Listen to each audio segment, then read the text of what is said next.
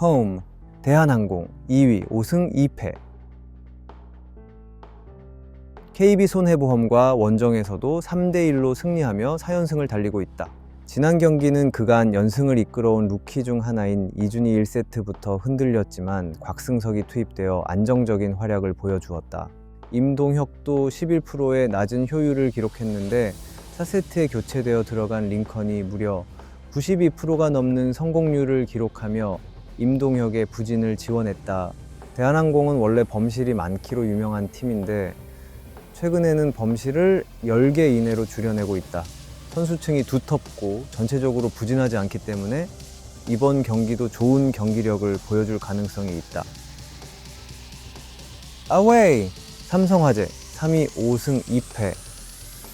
OK금융을 상대로 1대3으로 패배하며 5연승 이후 패배를 기록했다.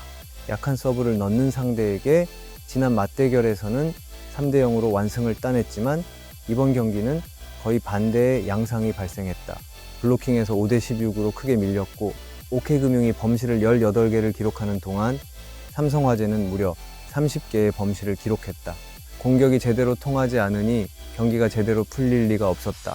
요스바니가 51%가 넘는 점유율을 가져가면서 39득점을 올렸지만 리시브 효율이 마이너스 6%를 기록했고 범실도 12개나 범했다.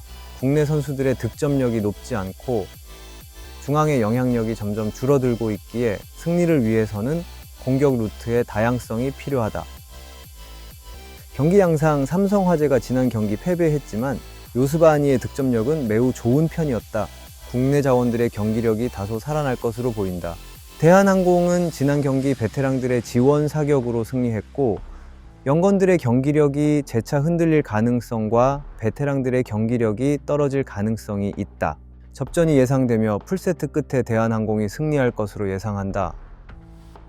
추천픽 일반 대한항공 승, 핸디 마이너스 1.5, 삼성화재 승, 5배 언더 오버승.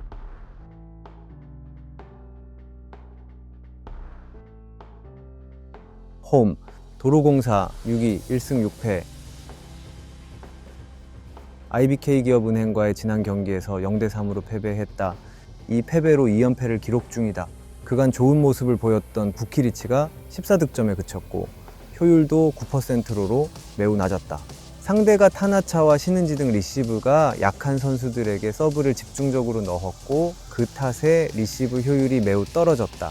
문정원이 43%, 임명옥이 63%의 리시브 효율을 올렸지만 그 빈도가 많지 않은 탓에 센터에게 좋은 공이 연결되지 않았다. 부키리치의 반등이 예상되고는 있지만 부키리치 외에 득점에서 두각을 나타낼 수 있는 선수가 여전히 나타나지 않고 있는 것이 도로공사의 가장 큰 단점이기도 하다. 페퍼저축 7위 2승 5패. GS칼텍스를 상대로 접전 끝에 3대2로 승리했다.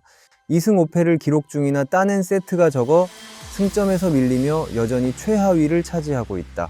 3대2로 승리하며 승점을 2점만 가져왔고 그만큼 완벽한 승리는 아니었다. 국내 자원들이 공격과 리시브에서 부진을 겪고 있을 때 야스민이 혼자서 팀을 승리로 이끌었다. 야스민은 45득점을 58%의 성공률과 51%의 높은 효율로 기록했고 페퍼가 공격으로 가져온 87득점 중 51%가 넘는 득점을 혼자서 올렸습니다. 야스민이 다시 한번 이런 경기력을 보여주는 것은 사실상 무리에 가깝고 반드시 국내 자원의 지원이 있어야 한다. 하지만 시즌 초반 박정아를 비롯한 국내 측면 자원들이 보여주는 경기력은 매우 좋지 않았기에 승리와는 거리가 있어 보인다. 경기 양상 페퍼저축은 지난 경기를 승리했고 도로공사는 패배했지만 양팀 모두 평균 이하의 경기력이 예상된다.